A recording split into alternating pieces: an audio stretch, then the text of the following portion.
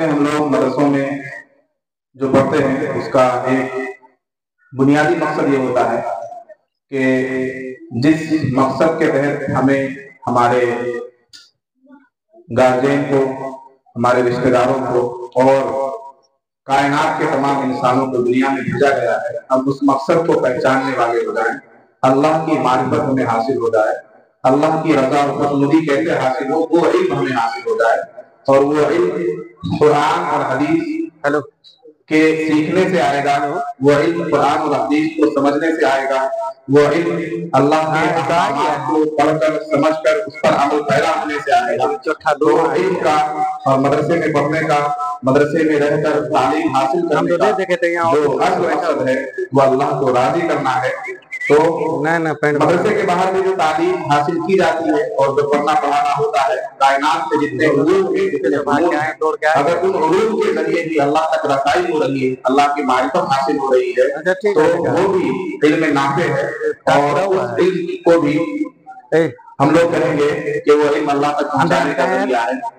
اور اللہ تعالیٰ نے خود قرآن میں تمام علوم کی طرف اشارہ کیا ہے، علوم سماویہ ہوں، علوم ارضیات ہوں، علوم بحریات ہوں، اللہ تعالیٰ نے خود انسانوں کو حکم دیا کہ غور کرو تمام چیزوں کی طرف، آسمانوں کی طرف، زمینوں کی طرف، بحائر کی طرف، سمندروں کی طرف۔ اللہ تعالیٰ بہت سی جگہوں پر قرآن میں دعوت دیتا ہے انسانوں کو سوچنے کی، سمجھنے کی، دیکھنے کی اور کائنات پر غور کرنے کی۔ افلا ينظرون الى الابل كيف خلقت والى السماء كيف رفعت والى الجبال كيف نصبت والى الارض كيف سطحت۔ یہ تمام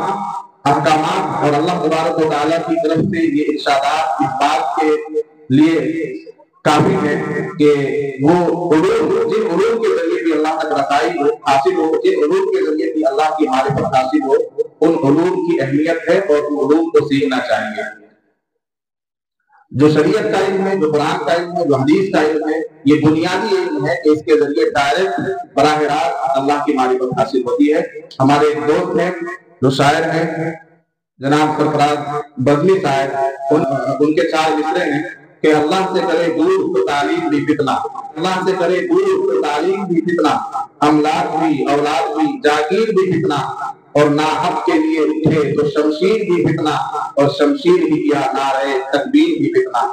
تو اللہ سے قریب کرنے والا جو علم ہے، ہمیں اس علم کو حاصل کرنے کی ضرورت ہے۔ وہی علم ان مدارس اسلامیہ کے اندر سکھایا اور پڑھایا جاتا ہے۔